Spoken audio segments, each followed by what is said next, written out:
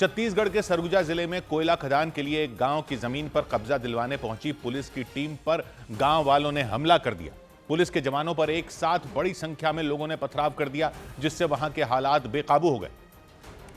इसके बाद हालात संभालने के लिए पुलिस ने गांव वालों पर आंसू गैस के गोले दागने शुरू कर दिए।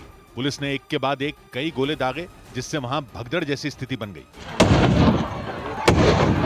जमीन से टकराने के बाद आंसू गैस के गोले किसी बम की तरह फटते नजर आए। इसकी वजह से वहां अफरा तफरी मच गई, लेकिन इसके बाद भी कई गांव वाले पुलिस के जवानों के सामने डटे रहे। उन लोगों ने पुलिस पर पथराव शुरू कर दिया। थोड़ी ही देर में हालात इस कदर बिगड़ गए कि पुलिस के जवानों को वहां से पीछे हटना पड़ा, ताकि किसी तरह आसमान से गिरते पत्थरों से बचा जा सके। हालांकि पुलिस ने उन्हें रोकने के लिए कई बार आंसू गैस के गोले दागे, लेकिन इसके बाद भी गांव वाले पुलिस के आगे खड़े रहे। बवाल इसलिए हुआ क्योंकि कोयला खदान के विस्तार के लिए पुलिस वहां के परसोड़ी गांव की जमीन पर कब्जा दिलवाने पहुंची थी। लेकिन हालात तब बेकाबू हो गए जब गांव के लोगों ने अमेरा कोयला खदान के विस्तार का विरोध करते हुए पुलिस वालों पर पथराव शुरू कर दिया। बड़ी संख्या में गांव वाले ईंट और पत्थर लेकर पुलिस वालों पर एक साथ टूट पड़े। अचानक हुए हमले की वजह से पुलिस के जवानों के बीच अफरा तफरी मच गई। जान बचाने के लिए पुलिस अधिकारी गांव वालों पर गोली चलाने के लिए कहते सुनाई दिए।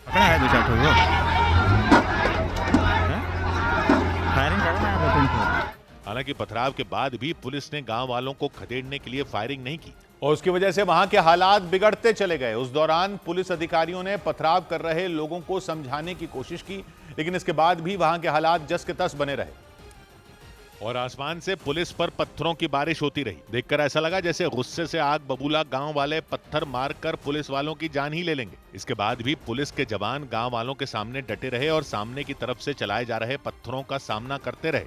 हालांकि बाद में पुलिस वालों को जान बचाने के लिए वहां से पीछे हटना पड़ा। पुलिस के पीछे हटने के बाद भी गांव के लोगों का गुस्सा शांत नहीं हुआ। वो लोग लगातार पुलिस की टीम पर ईंट पत्थर फेंकते नजर आए और पुलिस पर हमला करने वालों में महिलाएं भी शामिल रहीं। इसके बाद हालात संभालने के लिए पुलिस ने गांव वालों पर आंसू गैस के गोले छोड़ने शुरू कर दिए और उसकी वजह से वहां जंग जैसे हालात बन गए। एक तरफ से पुलिस वाले गांव वालों को खदेड़ने के लिए आंसू गैस के गोले छोड़ते नजर आए, जबकि दूसरी तरफ से गांव के लोग लगातार पत्थर फेंकते रहे। इसी वजह से वहां काफी देर तक बवाल होता रहा। हर तरफ अफरा तफरी मची रही। इस टकराव से 40 से ज्यादा पुलिस वाले घायल हो गए। गांव के कुछ लोग भी बुरी तरह जख्मी हो गए। जानकारी के मुताबिक अमेरा कोयला खदान के विस्तार के लिए साल 2001 में परसोड़ी गांव की जमीन अधिग्रहित की गई थी। उन जमीनों पर कब्जा दिलाने के लिए पुलिस गांव पहुंची थी, लेकिन बात तब बिगड़ गई गांव के लोगों ने जमीन देने से जब मना कर दिया और जब पुलिस और प्रशासन के अधिकारियों ने उन्हें समझाने की कोशिश की तो गांव वाले भड़क गए। इससे पहले कि पुलिस अधिकारी कुछ समझ पाते, गांव वालों ने उन पर हमला कर दिया और उसकी वजह से पुलिस वालों को संभलने तक का मौका नहीं मिला। दावा किया गया कि गांव के लोगों ने न सिर्फ पथराव किया बल्कि गुलेल और कुल्हाड़ी से भी जवानों को निशाना बनाया। समझाने बुझाने के बाद भी जब हालात नहीं संभले तो पुलिस वालों ने भी हमला कर रहे गांव वालों पर पत्थर चलाए। बाद में किसी तरह पुलिस ने हालात संभाल लिए, लेकिन इस घटना की वजह से पूरे इलाके में तनाव फैल गया, जिसे देखते हुए गांव में भारी संख्या में पुलिस के जवान तैनात कर दिए गए। इधर गुजरात के भावनगर में एक इमारत में भीषण आग लगने से हड़कंप मच गया। बताया गया कि आग लगने की शुरुआत वहां मौजूद एक पैथोलॉजी लैब से हुई और थोड़ी ही देर में उस आग ने आसपास मौजूद 3 अस्पतालों को अपनी चपेट में ले लिया। उसकी वजह से पूरी इमारत के आसपास अफरा तफरी मच गई। लोगों ने अस्पतालों के अंदर मौजूद मरीजों और उनके रिश्तेदारों को बाहर निकालने का काम शुरू कर दिया। अस्पताल के कर्मचारी भी लोगों को सुरक्षित बाहर निकालने में जुटे दिखाई दिए, जबकि इमारत के बाहर लोगों की भारी भीड़ जुट गई। आग लगने की जानकारी मिलते ही दमकल विभाग के कई कर्मचारी वहां पहुंच गए और आग बुझाने की कोशिश तेज कर दी। आग की वजह से इमारत के अंदर जाने वाले सभी रास्ते बंद हो गए और इसी वजह से आग बुझाने में जुटे दमकल विभाग के कर्मचारियों को भारी मुश्किल का सामना करना पड़ा, क्योंकि आग के लगातार फैलने की वजह से अस्पतालों के अंदर मौजूद लोगों की जान पर खतरा मंडराने लगा। और इसके बाद आग बुझाने में जुटे कर्मचारी अपनी जान पर खेल गए। वो सीढ़ियों की मदद से इमारत की ऊपरी मंजिल तक पहुंचे और वहां लगी खिड़कियों को तोड़कर रेस्क्यू ऑपरेशन में जुट गए। उन लोगों ने सावधानी से एक एक मरीज को नीचे उतारा और पास के दूसरे अस्पताल में शिफ्ट करवाया। इस दौरान वहां कई एम्बुलेंस भी बुला ली गई ताकि गंभीर रूप से बीमार मरीजों को तुरंत अस्पतालों में भेजा जा सके। इस दौरान मरीजों के परिवार वालों ने वहां पहुंचने से भीड़ और बढ़ा दी और लोगों को संभालने के लिए भी सुरक्षा कर्मियों को काफी मुश्किल का सामना करना पड़ा। बताया गया उस इमारत में मेडिकल स्टोर, दुकानें और 10 से ज्यादा प्राइवेट अस्पताल मौजूद थे और जिन अस्पतालों में आग नहीं लगी थी वहां भर्ती मरीज भी डर गए। वो अपनी जान बचाने के लिए दूसरे अस्पतालों में जाने की कोशिश में जुट गए। इसी वजह से उस इमारत के आसपास हालात बिगड़ गए। हालांकि दमकल विभाग की कई गाड़ियां खबर मिलते ही वहां पहुंच गई और उन्होंने तुरंत आग को फैलने से रोक दिया, लेकिन इमारत से उठता काला धुआं देखकर वहां मौजूद लोग दहशत में आ गए। काफी देर की मशक्कत के बाद दमकल कर्मियों ने सभी मरीजों को सुरक्षित बाहर निकाल लिया। साथ ही इमारत में लगी आग बुझा दी गई। उधर केंद्र सरकार ने संचार साथी ऐप को लेकर बड़ा फैसला ले लिया। केंद्र सरकार ने संचार साथी साइबर सुरक्षा ऐप को स्मार्टफोन में पहले से इंस्टॉल करने के आदेश को वापस ले लिया। सभी स्मार्टफोन निर्माता कंपनियों को यह आदेश रद्द करने की सूचना दे दी गई। इससे पहले विपक्ष ने इस ऐप को इंस्टॉल करने के फैसले को निजता के अधिकारों का उल्लंघन बताया था। लोकसभा में संचार साथी साइबर सुरक्षा ऐप पर केंद्रीय संचार मंत्री ज्योतिरादित्य सिंधिया ने सरकार की तरफ से विपक्ष के सवालों का जवाब दिया। ऐप फोन पे है, इसका मतलब नहीं है कि वो ऑटोमेटिकली ऑपरेट हो जाएगा। जब तक मैं उपभोक्ता के रूप में उसमें रजिस्टर ना करूं, तब तक वो ऑपरेट नहीं होगा। संचार साथी साइबर सुरक्षा ऐप को स्मार्टफोन में पहले से इंस्टॉल करने का आदेश वापस लेने पर कांग्रेस ने प्रतिक्रिया दी। कांग्रेस सांसद इमरान मसूद ने इसे सही कदम बताया। ईश्वर उन्हें सद्बुद्धि दे और वो इस तरह के फैसले ना ले जो सीधे सीधे जनता को प्रभावित करें। अच्छा है। इधर उत्तराखंड की राजधानी देहरादून में एक बांध से अचानक पानी छोड़े जाने के बाद खनन के काम में लगी एक मशीन का ऑपरेटर लहरों में फंस गया। विकास नगर में इच्छाडी बांध के ओवरफ्लो होने की वजह से एक साथ बड़े पैमाने पर पानी टोंस नदी में छोड़ दिया गया, लेकिन आरोप लगा कि इच्छाडी बांध से पानी छोड़े जाने की जानकारी नहीं दी गई। देहरादून के विकास नगर में इच्छाडी बांध के नजदीक कुछ मजदूर काम कर रहे थे और पानी छोड़े जाने के बाद वो फंस गए। वहां उस मशीन का ऑपरेटर तो बाहर ही नहीं निकल पाया। उस भारी भरकम मशीन का आधे से ज्यादा हिस्सा पानी में डूब गया और वो उफनती लहरों के बीच फंसी नजर आई। उसका ऑपरेटर अपनी जान बचाने के लिए जद्दोजहद करता दिखाई दिया। वो मशीन को पकड़कर बिल्कुल सावधानी से उसके आखिरी हिस्से तक पहुंच गया, लेकिन वो पानी से बाहर निकलने के लिए हिम्मत नहीं जुटा पाया। इस दौरान वहां से थोड़ी दूरी पर बड़ी संख्या में खड़े मजदूरों ने उसे बाहर निकालने के लिए इंतजाम करना शुरू कर दिया और उनमें 2 लड़कों ने एक पाइप उसकी तरफ फेंक दिया, लेकिन वो उस तक पहुंच ही नहीं पाया।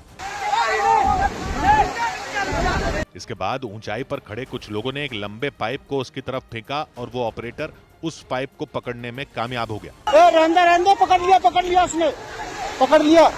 इस दौरान वो लोग एक सीढ़ी भी वहां लाते नजर आए। हालांकि उन्होंने उस पाइप के सहारे उस ऑपरेटर को ऊपर की तरफ खींच लिया। बताया गया कि थोड़ी देर बाद वहां पानी का बहाव कम होने पर उस मशीन को भी बाहर निकाल लिया गया, लेकिन उन लोगों ने इच्छाडी बांध से अचानक पानी छोड़े जाने को लेकर प्रशासन पर लापरवाही का आरोप लगा दिया। उधर मुंबई के गोरेगांव में कॉलेज में बुर्के पर बैन वाले नियम पर बवाल मच गया। वहां पढ़ने वाली मुस्लिम समुदाय की छात्राओं ने आरोप लगाया कि सालों से वहां बुर्का पहनने पर कोई बैन नहीं था, लेकिन नए ड्रेस कोड के तहत क्लास के अंदर बुर्का पहनने पर रोक लगा दी गई। और बुर्के पर लगे बैन के फैसले पर मुस्लिम समुदाय की छात्राओं का गुस्सा फूट पड़ा। जो महिलाएं हैं, जो खासकर जो मुस्लिम महिलाएं हैं, उनको बुर्खा और लड़कों को कुर्ता पजामा और स्कल कैप पहनकर कॉलेज के अंदर एंट्री पर पूजा से मनाई है, जिसके बाद काफी ज्यादा बवाल मचा। उन्होंने आरोप लगाया कि दाखिले के वक्त बुर्के पर बैन को लेकर कॉलेज प्रशासन की तरफ से उन्हें कोई जानकारी नहीं दी गई थी। जब हमारा एडमिशन हो गया, 1 महीने के बाद कॉलेज स्टार्ट होने वाला था, उसके 1 दिन पहले हमको ग्रुप में मैसेज आया कोड ऑफ कंडक्ट का, जिसमें लिखा था बुर्खा नॉट अलाउड है।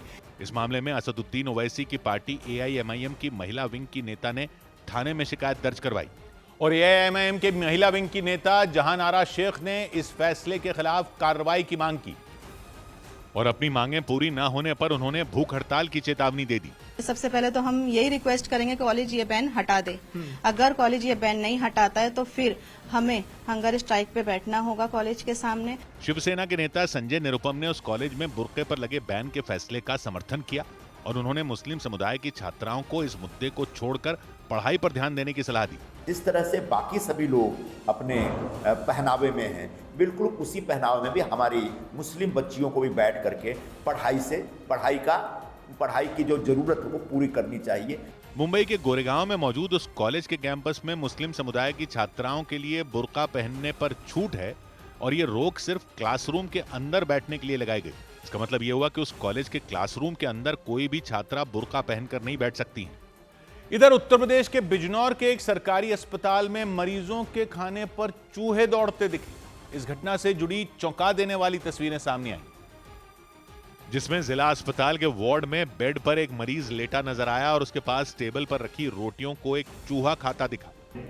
बताया उठ के धोखे में खा लगा तो क्या होगा। बताया गया कि अस्पताल में भर्ती मरीज के किसी रिश्तेदार ने यह वीडियो बनाकर सोशल मीडिया पर अपलोड कर दिया।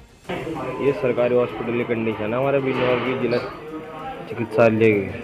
और जैसे ही जिला अस्पताल का ये वीडियो डीएम तक पहुंचा, उन्होंने जिला अस्पताल प्रशासन को कड़ी फटकार लगाई और अस्पताल में सफाई अभियान चलाने के निर्देश दिए। उधर उत्तर प्रदेश में कांग्रेस ने पंचायत चुनाव अकेले लड़ने का ऐलान कर दिया। कांग्रेस ने यूपी में समाजवादी पार्टी का साथ छोड़कर अकेले पंचायत चुनाव लड़ने का ऐलान कर दिया। दिल्ली में सोनिया गांधी के आवास पर यूपी कांग्रेस की बैठक हुई, जिसमें राहुल गांधी और प्रियंका गांधी भी शामिल हुए। बैठक के बाद कांग्रेस ने पंचायत चुनाव अकेले लड़ने की घोषणा की। ममता बनर्जी की पार्टी टीएमसी के सांसदों ने संसद भवन के परिसर में विरोध प्रदर्शन किया। उन्होंने आरोप लगाया कि केंद्र सरकार ने पश्चिम बंगाल का करीब 2 लाख करोड़ रुपयों का फंड लंबे वक्त से रोका हुआ है।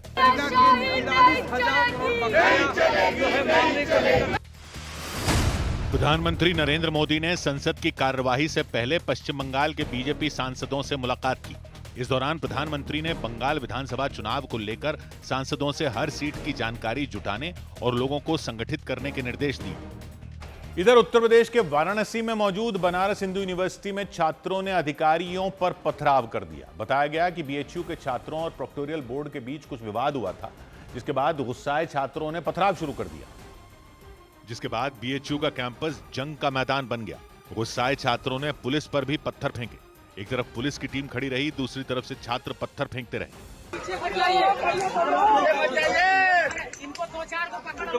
बीएचयू कैंपस में कुछ घंटे तक ऐसा ही माहौल बना रहा। बताया गया कि किसी की गाड़ी से धक्का लगने के बाद छात्र प्रोक्टोरियल बोर्ड के पास शिकायत लेकर पहुंचे थे और इसी दौरान सिक्योरिटी गार्ड के साथ हुई झड़प के बाद बड़ी तादाद में छात्र हॉस्टल से निकले और जमकर हंगामा कर दिया। बीएचयू कैंपस में तोड़फोड़ की उन्होंने और पुलिस पर पथराव किया। और फिर हंगामे और पथराव को देखते हुए बीएचयू कैंपस में पुलिस की और टीमें भेजी गईं और जब हंगामा शांत नहीं हुआ तब पुलिस ने लाठीचार्ज कर दिया। बीएचयू कैंपस में हुए इस बवाल के बाद वाराणसी पुलिस ने कई लोगों के खिलाफ मामला दर्ज किया। 2 लड़कों को नामजद किया गया है जो वर्तमान में बीएचयू कैंपस के छात्र नहीं हैं। साथ ही अज्ञात लोगों के ऊपर भी आरोप लगाया गया है। इसके बाद पुलिस बीएचयू कैंपस में लगे सीसीटीवी कैमरों की तस्वीरों के आधार पर भी कार्रवाई करने में जुट गई। उधर हिंदू देवी देवताओं पर तेलंगाना के मुख्यमंत्री रेवंत रेड्डी के विवादास्पद बयान पर बवाल मच गया। हैदराबाद में बीजेपी की युवा इकाई बीजेवाईएम यानी भारतीय जनता युवा मोर्चा ने सीएम रेवंत रेड्डी के खिलाफ मोर्चा खोल दिया और सड़कों पर उतरकर प्रदर्शन किया। प्रदर्शन में शामिल बीजेवाईएम कार्यकर्ताओं और समर्थकों ने मांग की कि रेवंत रेड्डी अपने बयान पर तुरंत माफी मांगे। एक मजहब के लोगों को और एमआईएम के पार्टी के लोगों को खुश करने के लिए हिंदुओं को नीचा दिखाने का काम ये रेवंत रेड्डी कर रहा है।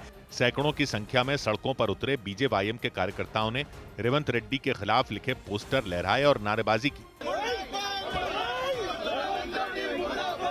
लेकिन प्रदर्शन के दौरान उनका सामना उन्हें रोकने के लिए तैनात किए गए पुलिस वालों से हो गया और पुलिस वालों ने मुख्यमंत्री का पुतला दहन करने के लिए आगे बढ़ रहे बीजेवाईएम के कार्यकर्ताओं को रोक दिया। लेकिन रोके जाने पर प्रदर्शनकारियों का गुस्सा और ज्यादा भड़क गया और उन्होंने किसी भी कीमत पर सड़क पर आगे बढ़ने की जोर आजमाइश शुरू कर दी।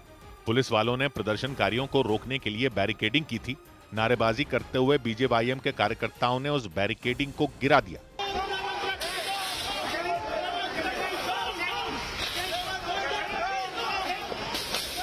इसके बाद तो वहां अफरा तफरी का माहौल बन गया। प्रदर्शनकारी हंगामा करते हुए तेजी से आगे बढ़े और तेलंगाना के मुख्यमंत्री रेवंत रेड्डी का पुतला जलाया। बीजेवाईएम के कार्यकर्ताओं ने रेवंत रेड्डी की तस्वीरें जलाईं और अपने गुस्से का इजहार किया। हालांकि पुलिस वालों ने हैदराबाद की सड़कों पर प्रदर्शन कर रहे बीजेवाईएम के कार्यकर्ताओं को हटाने के लिए पूरी ताकत झोंक दी और कई कार्यकर्ताओं को हिरासत में लेकर थाने भेज दिया। जबकि बीजेवाईएम के कार्यकर्ताओं ने आरोप लगाया कि वो शांतिपूर्ण तरीके से सड़क पर प्रदर्शन कर रहे थे, लेकिन राज्य सरकार के इशारे पर पुलिस वालों ने उन पर लाठियां बरसाईं। जानबूझकर इस पुलिस वालों ने हमारे ऊपर लाठीचार्ज किया। प्रदर्शनकारियों को पुलिस वालों ने जब गाड़ियों में बैठाकर थाने भेजना शुरू किया तो कुछ कार्यकर्ता पुलिस की गाड़ियों के सामने लेट गए। हालांकि पुलिस वालों ने उन्हें उठाकर गाड़ियों में भर दिया।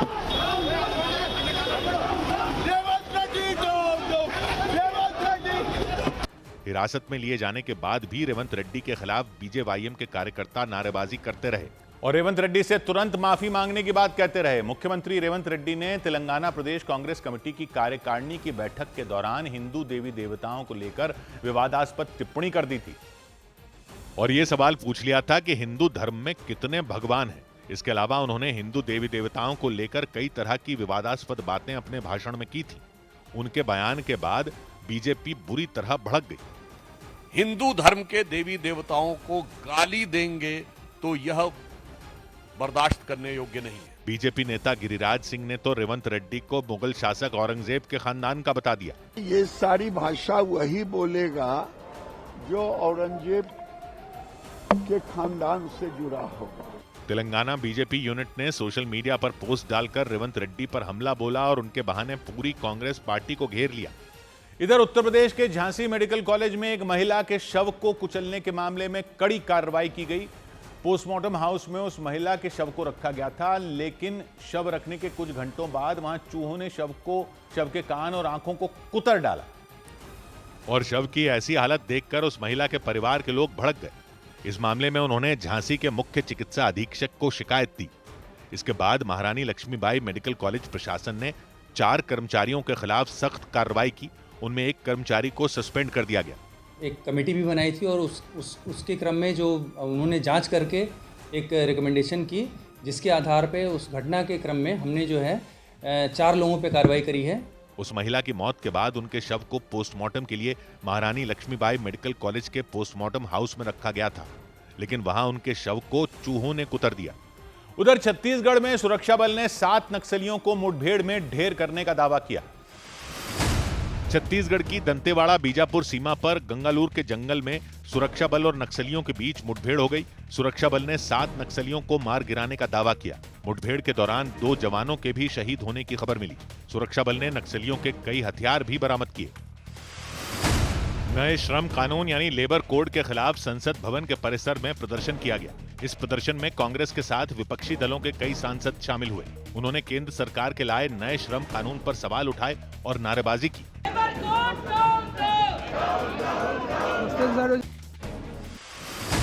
दिल्ली धमाका मामले में कोर्ट की निगरानी में ट्रायल की मांग वाली याचिका पर दिल्ली हाईकोर्ट ने सुनवाई करने से इनकार कर दिया। इसके अलावा दिल्ली हाईकोर्ट के मुख्य न्यायाधीश DK उपाध्याय ने कोर्ट का समय बर्बाद न करने की सलाह दी। इधर उत्तर प्रदेश के आगरा में जेल से छूटे एक कैदी के स्वागत में जुलूस निकाले जाने से नेशनल हाईवे ठप हो गया, जिसके बाद पुलिस एक्शन में आ गई और 12 नामजद समेत 150 अज्ञात लोगों के खिलाफ मामला दर्ज कर लिया, क्योंकि ये लोग 1 साल बाद जेल से छूटे कैदी राज चौहान का स्वागत करने के लिए जमा हुए थे। इन लोगों ने पगड़ी पहनाकर राज चौहान का स्वागत किया और उसके समर्थन में नारे भी लगाए। इसके बाद राज चौहान के समर्थकों ने मोटरसाइकिल से सड़क पर घंटों तक उत्पात मचाया, जिसकी वजह से नेशनल हाईवे पर जैम लग गया और उस पर कार्रवाई करते हुए आगरा पुलिस ने 10 लड़कों को गिरफ्तार कर लिया और 12 नामजद समेत 150 अज्ञात लोगों के खिलाफ मुकदमा दर्ज कर लिया। उधर दिल्ली धमाके के बाद चर्चा में आई हरियाणा की फरीदाबाद की अल फलाह यूनिवर्सिटी में पाकिस्तान जिंदाबाद के नारे लगाए जाने का दावा किया गया। यह दावा यूनिवर्सिटी के मेडिकल कॉलेज और अस्पताल में काम कर चुके एक पूर्व कर्मचारी ने किया और अल फलाह यूनिवर्सिटी को लेकर कई और चौंकाने वाले आरोप लगाए गए। लक्ष्मण नाम के पूर्व नर्सिंग स्टाफ के सदस्य के मुताबिक यूनिवर्सिटी में भारत और पाकिस्तान के बीच होने वाले क्रिकेट मैच के दौरान अक्सर पाकिस्तान जिंदाबाद के नारे लगाए जाते थे। मैच तो सर मैंने देखा नहीं था, बाकी हंसी मजाक में ऐसा होता था। पाकिस्तान जिंदाबाद के लगते थे नारे? हाँ, कि हमारा पाकिस्तान बेस्ट है। हाँ। कौन लगाता था, यहाँ का स्टाफ या कश्मीरी स्टाफ? नहीं, वो कश्मीर का स्टाफ था। राजस्थान के रहने वाले लक्ष्मण इसी साल जुलाई में अल फलाह मेडिकल कॉलेज में ICU कर्मचारी के तौर पर नियुक्त हुए थे, लेकिन अक्टूबर में ही उन्होंने नौकरी छोड़ दी थी। लेकिन लक्ष्मण ने अल फलाह यूनिवर्सिटी में मिली नौकरी महज 4 महीने में ही छोड़ने के पीछे जो वजह बताई वो चौंकाने वाली थी, क्योंकि लक्ष्मण ने बताया कि अल फलाह मेडिकल कॉलेज भ्रष्टाचार का एक बड़ा अड्डा बन चुका था। उनके मुताबिक रात के वक्त ड्यूटी पर तैनात स्टाफ से नकली मेडिकल फाइलें तैयार कराई जाती थी। हर कर्मचारी को 5 फाइल तैयार करने का टारगेट दिया जाता था। उन नकली फाइलों पर डॉक्टर के साइन पहले से ही होते थे। लक्ष्मण ने बताया कि उन फाइलों में उन दवाइयों का रिकॉर्ड बनाया जाता था जो इस्तेमाल ही नहीं होती थी। लक्ष्मण के मुताबिक अल-फलाह यूनिवर्सिटी में रोजाना करीब 150 फर्जी मेडिकल फाइलें तैयार कर ली जाती थीं और उन फर्जी मेडिकल फाइलों का इस्तेमाल विदेशों से गरीबों के इलाज के नाम पर फंड जुटाने के लिए किया जाता था। लक्ष्मण ने बताया कि अगर कोई कर्मचारी फर्जी फाइलें बनाने से मना करता था तो उसका वेतन रोक दिया जाता था और उसे अलग अलग तरीकों से परेशान किया जाता था। लक्ष्मण ने दावा किया कि फंडिंग जुटाने के लिए फर्जी मेडिकल फाइलों को बनाने का काम दिल्ली ब्लास्ट मामले में गिरफ्तार डॉक्टर मुजम्मिल शकील और डॉक्टर शाहीन के इशारे पर होता था। लक्ष्मण के मुताबिक ये सब देखकर उसने केवल 4 महीनों में ही नौकरी छोड़ दी थी। उनके मुताबिक इसके बाद उन्हें धमकियां भी मिली थी। अगर होता है मेरे साथ कोई हादसा तो उसके रेस्पॉन्सिबल मैनेजमेंट होगा अल-फलाह यूनिवर्सिटी का। लक्ष्मण ने यह भी दावा किया कि यूनिवर्सिटी में हिंदू समुदाय के कर्मचारियों के साथ भेदभाव होता था। इधर बिहार के कैमूर जिले के एक सरकारी अस्पताल में शीशियों को कबाड़ में बेचने के लालच में लाखों रुपए का सैनिटाइजर नाली में बहा देने का हैरान करने वाला मामला सामने आया। आरोप लगाया गया कि ऑपरेशन थिएटर में इस्तेमाल होने वाले हाई क्वालिटी सैनिटाइजर को एक्सपायरी डेट से पहले ही नाली में बहा दिया गया और वो भी सिर्फ इसलिए ताकि खाली शीशियों को कबाड़ में बेचा जा सके। बड़ी लापरवाही का ये मामला कैमूर जिले के भभुआ में मौजूद सदर अस्पताल का रहा। लापरवाही के आरोपों पर जब सदर अस्पताल के स्टोर कीपर से सवाल पूछा गया तो वो बहाने बनाते दिखे।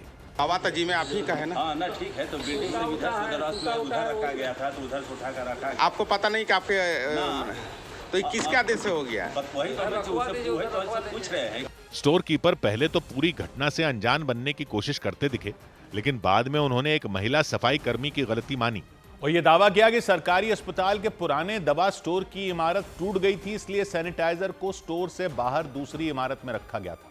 स्टोर कीपर के मुताबिक महिला सफाई कर्मी ने उन शीशियों को एक्सपायर हो चुकी समझकर उन्हें खाली कर दिया, जबकि जिन सैनिटाइजर की शीशियों को कबाड़ में बेचने के लिए खाली किया गया उनमें भरा सैनिटाइजर इस्तेमाल के लायक था। उसके एक्सपायर होने की तारीख 2026 थी। लापरवाही पर सवाल पूछने पर स्टोर कीपर अलग अलग तर्क देते दिखे। देखा गया इसलिए आप बोल रहे हैं या बहाने का आदेश खुद आपने जारी कर दिया? नहीं ना, तो आपके चेंबर से कैसे निकल के? चेंबर से उधर से टूट रहा था, बिल्डिंग टूटे हुए जाकर इधर से रखा गया था। भभुआ सदर अस्पताल में करीब 50 डिब्बों में रखी सैनिटाइजर की शीशियों को खाली किया गया और सैनिटाइजर को नाली में बहा दिया गया। एक डिब्बे की कीमत करीब 10,000 रुपए बताई गई। मतलब करीब 5 लाख रुपए की कीमत वाले हाई क्वालिटी सैनिटाइजर को पानी की तरह बहाकर कबाड़ में बेचने के लिए शीशियां खाली कर ली गई। लेकिन जैसे ही लोगों की नजर पड़ी तो जल्दबाजी में शीशियों को खाली करने का काम रोक दिया गया। मीडिया कर्मियों ने जब लापरवाही के लिए जिम्मेदार व्यक्ति का नाम पूछा तो स्टोर कीपर अस्पताल की एक महिला सफाई कर्मी की गलती बताते दिखे। मैंने सरकार का राशि पानी की तरफ बहा दिया जाए, यही अस्पताल का मैंने आपका रूल यही है, यही ना? गलती क्या कह रहा है? कौन है ऐसा किया, बोलिए आप। मामला सामने आने के बाद भभुआ सदर अस्पताल के अधिकारियों ने जांच के आदेश दे दिए। अस्पताल प्रशासन ने दोषियों पर सख्त कार्रवाई का भरोसा दिया। उधर जम्मू कश्मीर के किश्तवाड़ में एक गाड़ी के खाई में गिरने से खलबली मच गई।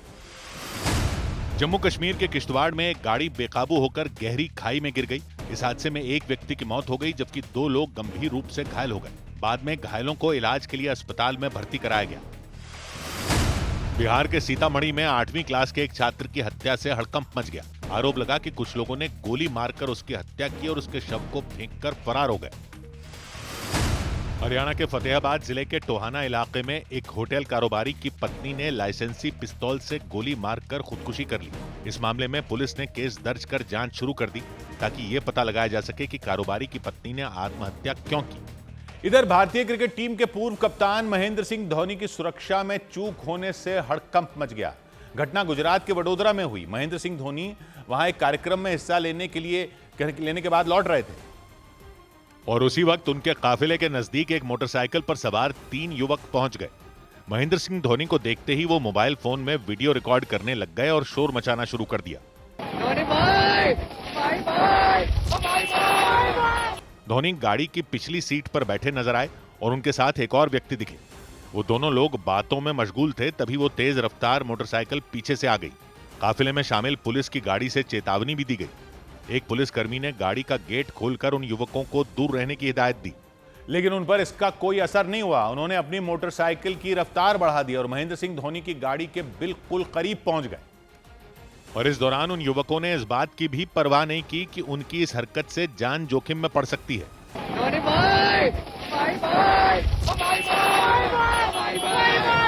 मोटरसाइकिल के पास आते ही धोनी ने अपने ड्राइवर को इशारा किया और फिर अगले ही पल गाड़ी की पिछली सीट पर जल रही लाइट बंद हो गई।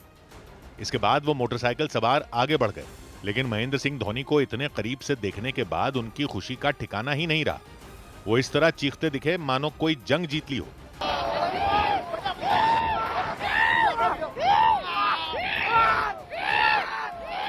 धोनी की सुरक्षा में चूक की ये घटना गुजरात के वडोदरा में हुई।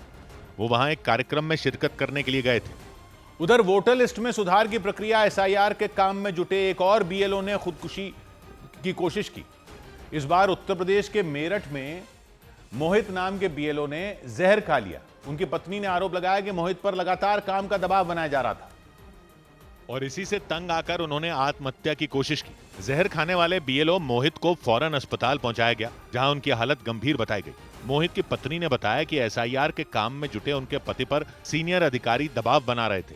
बहुत ज्यादा परेशान थे, कह रहे थे पता नहीं क्या होगा, ये बोला जा रहा है कि सस्पेंड कर देंगे।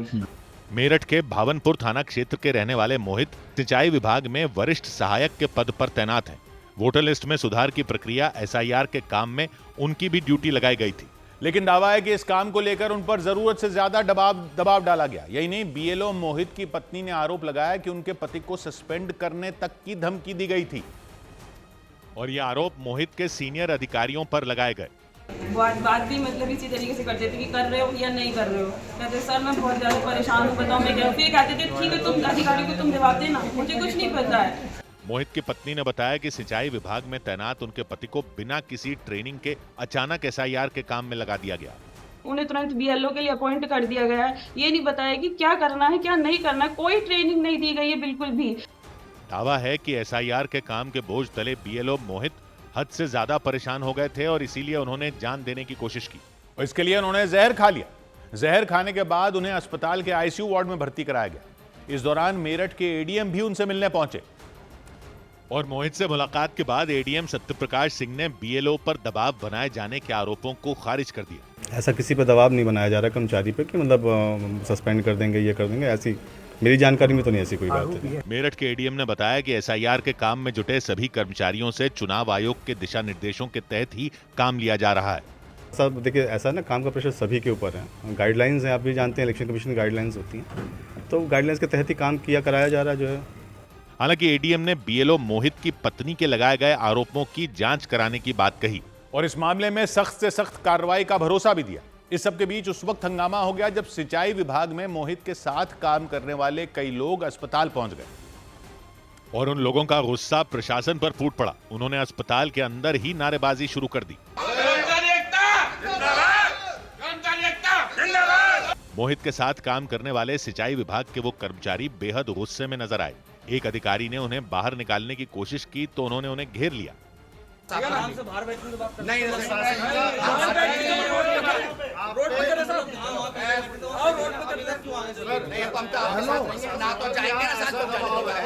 बीएलओ मोहित के समर्थन में उतरे उन लोगों ने अपने साथी को परेशान करने वाले अधिकारियों पर कार्रवाई की मांग की। इधर जयपुर में राजस्थान विधानसभा भवन के पास एक लाल रंग की थार गाड़ी ने दहशत मचा दी। तेज रफ्तार गाड़ी ने सड़क पर दौड़ रही कई गाड़ियों को टक्कर मार दी, जिसमें एक 23 साल के एक लड़के की जान चली गई, जबकि एक महिला बुरी तरह जख्मी हो गई। लाल रंग की थार गाड़ी को हादसे के बाद पुलिस ने जब्त कर लिया। कोई स्कूटी है, देखिए इलेक्ट्रिक स्कूटी है, आप देखिए कि इसके अंदर किस तरीके से पूरी स्कूटी एक तरह से कबाड़ में तब्दील हो गई। जिस लड़के की जान गई वो सड़क पर एक स्कूटर चला रहा था। हादसे में स्कूटर के परखचे उड़ गए। थाने में खड़ा वो स्कूटर कबाड़ की तरह दिखा।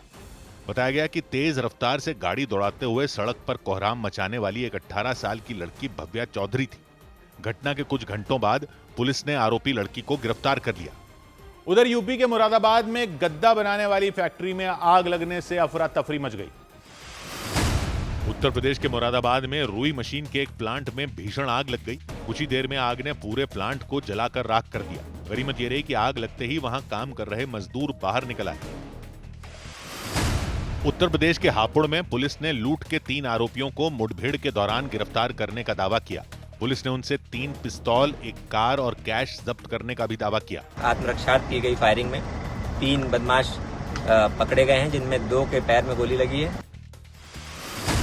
उत्तर प्रदेश के पीलीभीत में जानवरों की तस्करी के एक आरोपी को मुठभेड़ के दौरान गिरफ्तार करने का दावा किया गया। पुलिस के मुताबिक उसे चेकिंग के दौरान रोका गया, लेकिन आरोप लगा कि उसने पुलिस की टीम पर गोली चला दी। इधर गुजरात के राजकोट में एक मॉल में एक फिल्म के प्रमोशन के दौरान मची भगदड़ के बाद मॉल के मैनेजर पर एफआईआर दर्ज की गई। पुलिस के मुताबिक वहां फिल्म प्रमोशन के कार्यक्रम के लिए इजाजत नहीं ली गई थी और आरोप लगा कि पुलिस की इजाजत के बगैर वहां उस फिल्म का प्रमोशन का कार्यक्रम आयोजित किया गया।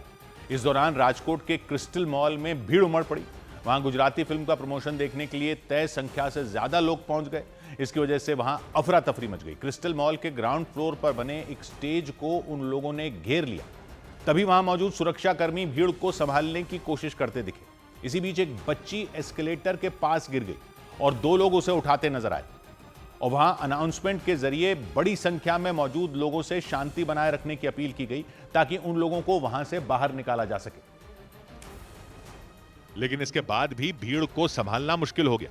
राजकोट के क्रिस्टल मॉल के ग्राउंड फ्लोर से लेकर 3rd फ्लोर तक सिर्फ खचाखच भीड़ ही नजर आई।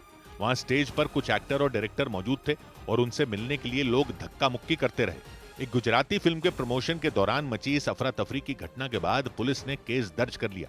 पुलिस के मुताबिक क्रिस्टल मॉल में फिल्म प्रमोशन कार्यक्रम के लिए पुलिस से अनुमति नहीं ली गई थी। पब्लिक गैदरिंग इन लोगों ने मैनेज नहीं किया हुआ था, इसलिए थोड़ा इश्यू क्रिएट हुआ था। तो ऑर्गेनाइजर है, उन्होंने किसी प्रकार की पूर्व मंजूरी नहीं ली थी, इसलिए इनके विरुद्ध में गुना रजिस्टर किया है। गनीमत ये रही कि घटना में किसी के घायल होने की खबर सामने नहीं आई, लेकिन लोगों ने मॉल में सुरक्षा व्यवस्था को लेकर कई सवाल उठाए। उधर ऐतिहासिक इमारतों और स्मारकों का रखरखाव करने वाली एजेंसी एएसआई यानी भारतीय पुरातत्व सर्वेक्षण विभाग के पूर्व अधिकारी के मोहम्मद के काशी और मथुरा पर दिए बयान पर बवाल हो गया। अपने बयान में उन्होंने मुस्लिम समुदाय के लोगों से अपील की कि उन्हें काशी की ज्ञानवापी मस्जिद और मथुरा पर अपना दावा छोड़ देना चाहिए ताकि उन दोनों ऐतिहासिक जगहों पर भव्य मंदिर बन सके। एएसआई के पूर्व अधिकारी के मोहम्मद ने न्यूज एजेंसी एएनआई से बात करते हुए बताया कि मथुरा और काशी की ज्ञानव्यापी मस्जिद हिंदू समुदाय के लोगों के लिए उतने ही महत्वपूर्ण है जितने मक्का और मदीना मुसलमानों के लिए। एक तो ज्ञानवापी है जो शिव जी से एसोसिएटेड है, दूसरा है मथुरा जो कृष्ण जी से एसोसिएटेड है। तो ये 3 जगह, एक अयोध्या तो खैर तो ऑलरेडी हो गया है, तो ये 3 जगह मुसलमानों को हिंदुओं के लिए बिल्कुल एक मैग्निफिसेंट टेम्पल्स बनाने के लिए छोड़ देना चाहिए। के मोहम्मद एएसआई के नॉर्थ जोन के रीजनल डायरेक्टर के पद से 2012 में रिटायर हो चुके हैं और वो बीबी लाल की उस टीम का हिस्सा थे जिसने अयोध्या में बाबरी मस्जिद की खुदाई की थी। उन्होंने बताया कि के मोहम्मद ने कुछ इतिहासकारों पर भी सवाल उठाए और आरोप लगाया कि जानबूझकर बाबरी मस्जिद विवाद को उलझाया गया था। के मोहम्मद ने दावा किया कि बाबरी मस्जिद की खुदाई के दौरान मुस्लिम समुदाय का एक वर्ग राम जन्मभूमि सौंपने के लिए भी तैयार था। उन्होंने इस बात का भी दावा किया कि अयोध्या की तरह काशी और मथुरा में भी पहले मंदिर ही थे। तो मैं ये दोनों जगह के बारे में बहुत अच्छी तरीके से जानता हूँ और ये दोनों जगह पहले मंदिर थे, इसमें कोई शक नहीं है। उन्होंने सुझाव दिया कि काशी और मथुरा पर मुस्लिम समुदाय को अपना दावा छोड़ देना चाहिए और हिंदू समुदाय को दूसरी मस्जिदों के पीछे नहीं जाना चाहिए ताकि देश का माहौल खराब ना हो। उन्होंने दोनों समुदायों के नेताओं को बातचीत करने और कुछ शर्तों पर सहमत होने की भी सलाह दी। 73 साल के मोहम्मद केरल के कोझिकोड के रहने वाले हैं और अपने इंटरव्यू में उन्होंने दावा किया कि काशी और मथुरा पर पहला हक हिंदू समुदाय का है क्योंकि काशी शिवजी से जुड़ा है और मथुरा कृष्ण से। हालांकि उन्होंने उन संगठनों पर रोक लगाने की अपील की जो हर मस्जिद के नीचे मंदिर होने का दावा करते हुए कोर्ट पहुंच जाते हैं। हिंदूज को भी जो ना अपनी एक जन आत्मनियंत्रण करना चाहिए और जो भी ऑर्गेनाइजेशन इस तरीके का केसेस फाइल कर रहे हैं उनके ऊपर रोक लगा देना चाहिए। इसके अलावा के मोहम्मद ने हिंदू और मुस्लिम समुदाय के नेताओं से मंदिर मस्जिद के मुद्दे सुलझाने के लिए बैठकर बातचीत करने की भी अपील की। लेकिन एएसआई के पूर्व अधिकारी के काशी की ज्ञानव्यापी मस्जिद और मथुरा पर दावा छोड़ने वाले बयान पर सियासी बखेड़ा खड़ा हो गया क्योंकि उनके बयान पर कुछ पार्टियों ने सवाल उठाए। कांग्रेस नेता इमरान मसूद से जब के मोहम्मद के बयान पर बातचीत की गई तो उन्होंने कुछ भी कहने से इनकार कर दिया। मुसलमानों को ज्ञानवापी मस्जिद जो है उसको दे देनी चाहिए ताकि भविष्य में और कोई विवाद ना हो।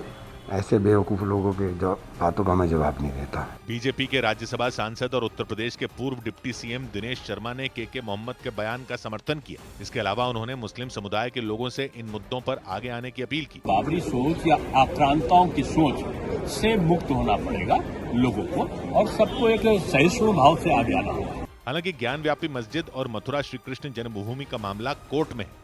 इधर यूपी की राजधानी लखनऊ में नगर निगम के साथ मिलकर यूपी पुलिस ने बांग्लादेशी रोहिंग्याओं की पहचान करने का अभियान तेज कर दिया। इस अभियान के तहत लखनऊ के अलग अलग इलाकों में पहुंचकर पुलिस ने संदिग्ध लोगों की नागरिकता से जुड़े दस्तावेजों की जांच की और इस अभियान में पुलिस के बड़े अधिकारियों के साथ नगर निगम के अधिकारी भी शामिल रहे। अधिकारियों ने झुग्गी बनाकर रहने वाले लोगों के दस्तावेजों की जांच की, जबकि घनी आबादी वाले इलाकों में किराए पर रहने वाले लोगों के दस्तावेजों की भी जांच की गई।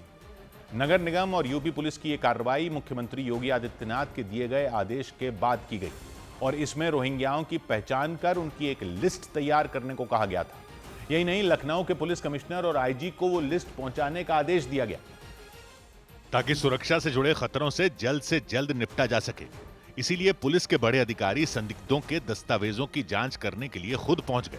और उत्तर प्रदेश पुलिस तमाम नगर निकाय के जो अधिकारी हैं, नगर निगम के जो अधिकारी हैं, उनके साथ तमाम इलाकों में जा रही है।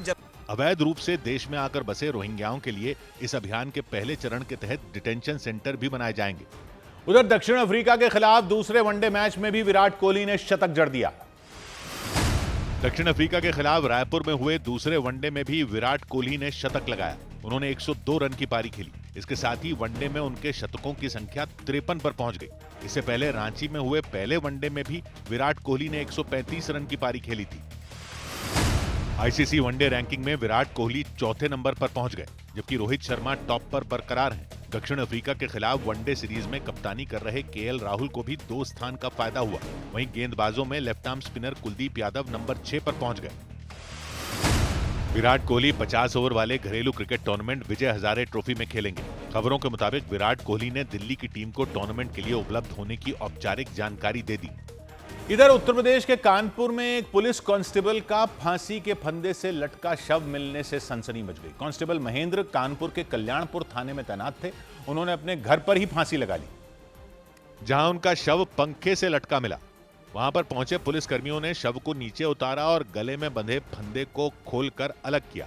ये वो वाली डोरी है, क्या नाम है, जो सीटी डोरी में लगती है, बहुत मजबूत होती है। बताया गया कि कांस्टेबल महेंद्र घर में अकेले थे और उनकी पत्नी मायके गई हुई थी। जांच के दौरान पुलिस को कोई सुसाइड नोट भी नहीं मिला। तो जब तक घर वाले नहीं आ जाते हैं तब तक इस संबंध में कुछ कहना संभव नहीं है। फिलहाल शव को कब्जे में लेकर पुलिस और फोरेंसिक टीम जांच में जुट गई। और इस सब के बीच कांस्टेबल महेंद्र के कुछ ऐसे वीडियो सामने आए जिनमें वो कई बार जान देने की बात कहते दिखे। और कांस्टेबल महेंद्र ने ये वीडियो सोशल मीडिया पर पोस्ट किए थे। रुतबा तो मरने के बाद भी रहेगा, लोग पैदल चलेंगे, हम कंधों पर। कांस्टेबल महेंद्र का एक और वीडियो सामने आया और उसमें भी वो मरने की बात करते दिखे। देखना, जब मैं मरूंगा ना, तब मैं हंसते हुए मरूंगा, क्योंकि जीते जी मैं रोया बहुत हूँ। सोशल मीडिया के लिए वीडियो कांस्टेबल महेंद्र ने बनाया था, जिसमें वो एक बार नहीं कई बार मौत का जिक्र करते नजर आए। उधर हरियाणा के पानीपत में पुलिस ने बच्चों की हत्या करने के आरोप में एक महिला को गिरफ्तार कर लिया। पुलिस जांच में पता चला कि आरोपी 3 बच्चों की जान ले चुकी है। जिसके बाद भी उस पर किसी को शक न हो, इसलिए उसने अपने बच्चे की भी हत्या कर दी। बताया गया कि कोई उससे ज्यादा सुंदर ना दिखे, इसलिए उसने 3 बच्चों की जान ले ली। लेकिन 6 साल की बच्ची की हत्या के मामले में पुलिस ने उसे गिरफ्तार कर लिया।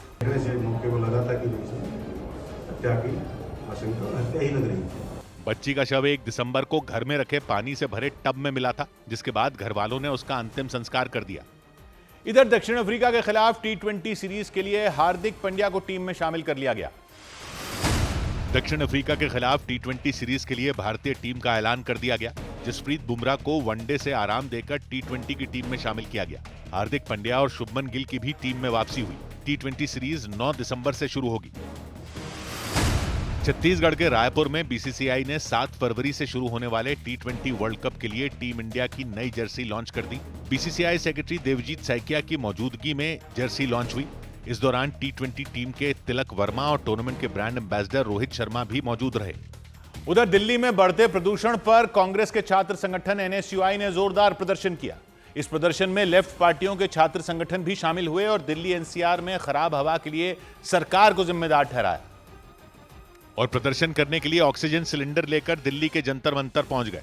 उन्होंने वहां एक बड़ा पोस्टर लगा दिया और पोस्टर में राइट टू ब्रीथ लिखा नजर आया। तमाम स्टूडेंट्स जहां तक आप देखेंगे वहां तक आपको उनके हाथ में सिर्फ एक डिमांड दिखाई देगी कि हमें साफ सुथरी हवा मिले। कांग्रेस के छात्र संगठन एनएसयूआई और लेफ्ट पार्टियों के छात्र संगठनों के कार्यकर्ताओं ने वहां प्रदूषण के मुद्दे पर प्रदर्शन किया। इस तरीके से ये एयर प्योरीफायर एयर को प्योरीफाई करता है और इसके अंदर के जो फिल्टर्स हैं आज के टाइम में काले हो चुके हैं और हम सांस लेते हैं लंग्स के, हमारे भी उसी तरीके से हमारे जो फेफड़े हैं वो काले पड़ चुके हैं ऐसी हवा में सांस ले लेकर। प्रदर्शन के बीच उनमें कुछ लोग एयर प्यूरिफायर लेकर बैठे नजर आए और उन्होंने आरोप लगाया कि सरकार की लापरवाही की वजह से दिल्ली एनसीआर में हवा जहरीली हो गई। और इतना ही नहीं, उन्होंने आरोप लगाया कि दिल्ली के कुछ ही इलाकों में पानी का छिड़काव किया गया और आरोप लगाया कि इसलिए दिल्ली की हवा में कोई सुधार नहीं हुआ। जंतर मंतर पहुंचे उन लोगों के हाथों में अलग अलग तख्तियां नजर आईं और उन तख्तियों में साफ हवा की मांगें लिखी दिखाई दी। इनका इंटेंशन यह नहीं है कि यह काम करें, ठीक है। तो हमारा सवाल है, हम यहाँ पर सस्टेनेबल डेवलपमेंट के लिए बैठे हैं, आने वाली जो पीढ़ी है उसके लिए भी हम यहाँ पर बात करने आए हैं। दिल्ली विश्वविद्यालय छात्र संघ के पूर्व अध्यक्ष रौनक खत्री ने सरकार पर प्रदूषण कम करने को लेकर कोई कदम न उठाने का आरोप लगाया। सरकार का भेदभाव है कि जो गांव देहात के लोग हैं, जो दिल्ली के लोग हैं, जो एनडीएमसी एरिया में नहीं रहते, लुटियंस दिल्ली में नहीं रहते, उनको मरने के लिए छोड़ा हुआ है। उन्होंने आरोप लगाया कि दिल्ली के नरेला समेत कई दूसरे इंडस्ट्रियल एरिया में पानी का छिड़काव नहीं किया गया। जंतर मंतर पर विरोध जताने पहुंचे लोगों ने आने वाले दिनों में एयर क्वालिटी इंडेक्स में सुधार न होने पर उग्र प्रदर्शन की चेतावनी दी। और दिल्ली एनसीआर में बढ़ते प्रदूषण के मुद्दे पर सरकार को घेरते हुए कांग्रेस के कई सांसद संसद में मास्क पहनकर पहुंच गए। उन्होंने केंद्र सरकार से मांग की कि वो इसे गंभीर मुद्दा माने और इससे निपटने के लिए कोई ठोस पहल करे ताकि वो साफ सुथरी हवा में सांस ले पाएं। संसद में कांग्रेस के कुछ सांसद बढ़ते प्रदूषण पर अपना विरोध जताने के लिए मास्क पहनकर आए। उन्होंने प्रदूषण को सबसे बड़ी समस्या बताया। वायु प्रदूषण जानलेवा हो चुका है। अब आपका और हमारा बिना इस तरह के मास्क के सांस लेना दूभर हो गया है। कांग्रेस सांसद दीपेंद्र हुड्डा ने इस मुद्दे पर संसद में कार्य स्थगन प्रस्ताव भी पेश किया और सरकार से तुरंत चर्चा कराए जाने की मांग की। उन्होंने अपील की कि केंद्र सरकार बढ़ते प्रदूषण से निपटने के लिए सभी राज्यों के साथ बैठक करे और जरूरी कदम उठाए। और इस बीच सोनिया गांधी ने भी एक अखबार में लेख लिखकर बढ़ते प्रदूषण का मुद्दा उठाया। उन्होंने दिल्ली के नजदीक बसी अरावली की पहाड़ियों को खत्म करने की साजिश का आरोप लगाते हुए केंद्र सरकार को इसके लिए जिम्मेदार ठहराया। और सोनिया गांधी के मुताबिक केंद्र सरकार ने दिल्ली के नजदीक बसी अरावली की पहाड़ियों के लिए डेथ वारंट जारी करने जैसा कदम उठाया। उन्होंने सरकार से पूछा कि अरावली के 100 मीटर से कम ऊंचाई वाले क्षेत्र में खनन की मंजूरी क्यों दी गई। सोनिया गांधी की इन बातों का समर्थन करते हुए कांग्रेस सांसद इमरान मसूद संसद में ऑक्सीजन सिलेंडर लेकर पहुंच गए। अगर अरावली हिल्स को तबाह कर देंगे तो बचेगा कि नहीं। दिल्ली के अंदर पॉल्यूशन की स्थिति इतनी खराब होगी कि हर आदमी के हाथ में सिलेंडर होगा। कांग्रेस ने आरोप लगाया कि केंद्र सरकार ने दिल्ली एनसीआर में प्रदूषण कम करने के लिए कोई तैयारी नहीं की। उधर दिल्ली के नगर निगम एमसीडी के 12 वार्डों में हुए उपचुनाव के नतीजों में भारतीय जनता पार्टी ने अपना दबदबा कायम रखा। बीजेपी ने 12 में 7 सीटें जीतने में कामयाबी हासिल की। हालांकि पिछली बार के मुकाबले उसे 2 सीटें कम हासिल हुई, लेकिन बीजेपी ने सबसे ज्यादा सीटों पर जीत दर्ज कर शानदार प्रदर्शन किया। उपचुनाव के नतीजे सामने आने के बाद बीजेपी दफ्तर में पहुंचे कार्यकर्ताओं ने एक दूसरे को मिठाई खिलाकर बधाई दी। समर्थकों के बीच मौजूद बीजेपी के प्रदेश अध्यक्ष वीरेंद्र सचदेवा ने जीत के बाद जनता का आभार जताया। मैं अपने सभी कार्यकर्ताओं को, अपने सभी साथियों को बधाई देता हूं कि और दिल्ली की जनता का विशेष रूप से आभार प्रकट करता हूं कि उन्होंने भारतीय जनता पार्टी को अपना आशीर्वाद दिया। इन चुनावों में आम आदमी पार्टी ने 3 सीटों पर जीत हासिल की, जबकि 1 सीट पर निर्दलीय उम्मीदवार जीते। लेकिन सबसे ज्यादा फायदे में कांग्रेस रही, क्योंकि कांग्रेस ने बीजेपी से संगम विहार सीट छीन ली। और ये जीत इसलिए भी बड़ी मानी जा रही है क्योंकि कुछ ही समय पहले दिल्ली विधानसभा चुनावों में बीजेपी ने बड़ी जीत हासिल की थी और उस वक्त कांग्रेस का एक भी विधायक जीतकर विधानसभा नहीं पहुंच पाया था। हालांकि इसके बाद भी नगर निगम में बीजेपी के पार्षदों की संख्या में इजाफा ही हुआ, क्योंकि उपचुनाव के नतीजे आने के बाद 250 सीटों वाले दिल्ली नगर निगम में बीजेपी के पार्षदों की संख्या 116 से बढ़कर 123 हो गई। 3 सीटें जीतने के साथ ही आम आदमी पार्टी का आंकड़ा 98 पर पहुंच गया, जबकि उपचुनाव में 1 सीट जीतकर दिल्ली नगर निगम में कांग्रेस के भी 9 पार्षद हो गए। वहीं इंद्रप्रस्थ विकास पार्टी के 15, जबकि 1 सीट निर्दलीय के पास है। लेकिन चुनाव नतीजे आने के बाद अशोक विहार सीट को लेकर सियासी तापमान बढ़ गया। इस सीट पर हुए नजदीकी मुकाबले में बीजेपी की वीना असीजा ने जीत दर्ज की, जिसके बाद आम आदमी पार्टी के सौरभ भारद्वाज ने सोशल मीडिया पर एक पोस्ट कर उनकी जीत पर सवाल खड़े कर दिए। उन्होंने दावा किया कि अशोक विहार सीट पर आम आदमी पार्टी ने जीत हासिल की थी, लेकिन रिकाउंटिंग के बाद बीजेपी जीत गई। सौरभ भारद्वाज के आरोपों पर बीजेपी ने भी तुरंत पलटवार किया और दावा किया कि सौरभ भारद्वाज की पोस्ट किए गए स्क्रीनशॉट में आम आदमी पार्टी का उम्मीदवार आगे था, जबकि गिनती पूरी होने के बाद जो उम्मीदवार जीत जाता है उसके नाम के आगे विनर लिखा होता है। इधर कांग्रेस की राज्यसभा सांसद रेणुका चौधरी ने एक बार फिर ऐसा बयान दे दिया जिसे लेकर बीजेपी कांग्रेस पर हमलावर हो गई। संसद सत्र के पहले दिन रेणुका चौधरी एक कुत्ते को अपनी गाड़ी में बैठाकर संसद भवन परिसर में पहुंची थी, तब इस मुद्दे पर भारी विवाद हो गया था और इसके बाद बीजेपी ने उनके खिलाफ संसद में विशेषाधिकार हनन प्रस्ताव लाने की तैयारी शुरू कर दी। इस मुद्दे पर रेणुका चौधरी से जब सवाल पूछा गया तो उन्होंने ऐसी प्रतिक्रिया दी जिस पर बीजेपी भड़क गई। आपके खिलाफ संसद में प्रिविलेज मोशन लाने की तैयारी कर रही है बीजेपी, क्या कहेंगे आप? क्या और क्या बोले? रेणुका चौधरी ने दो टूक कह दिया कि इस मामले में आगे जो भी होगा वो उसका सामना करेंगी। जब आएगी देखा जाएगा, ऐसे क्या परेशान? आपका कोई जवाब उनके लिए? जब आएगा ना मैं मुंह तोड़ जवाब दूंगी।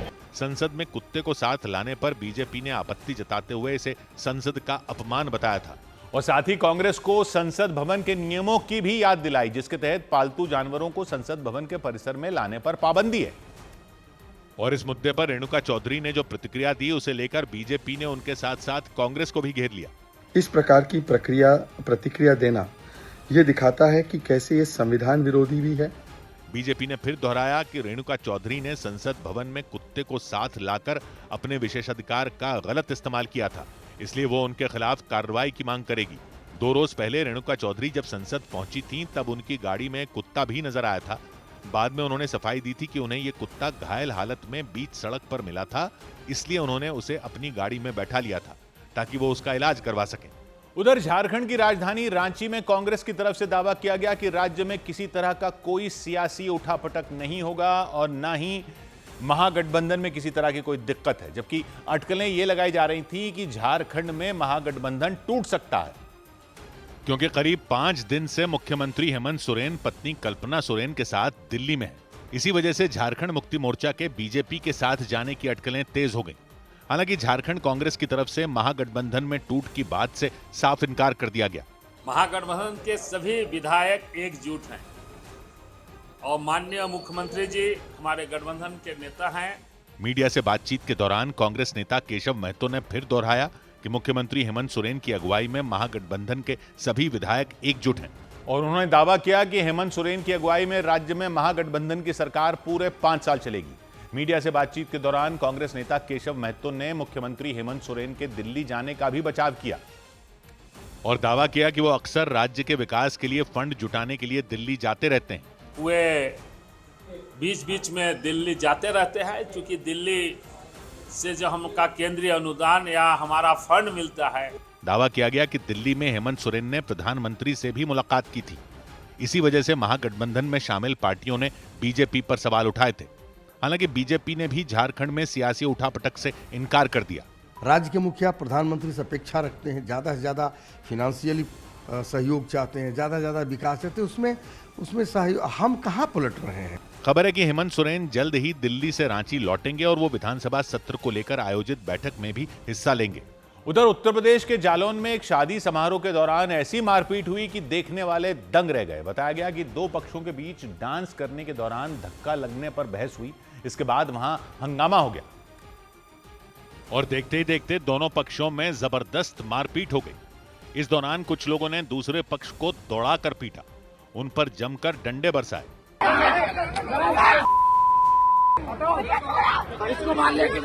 उन लोगों ने डंडों के अलावा अपनी बेल्ट निकालकर भी मारना शुरू कर दिया। हालांकि महिलाएं बीच बचाव करती रहीं, लेकिन मारपीट कर रहे लोगों ने रुकने का नाम नहीं लिया।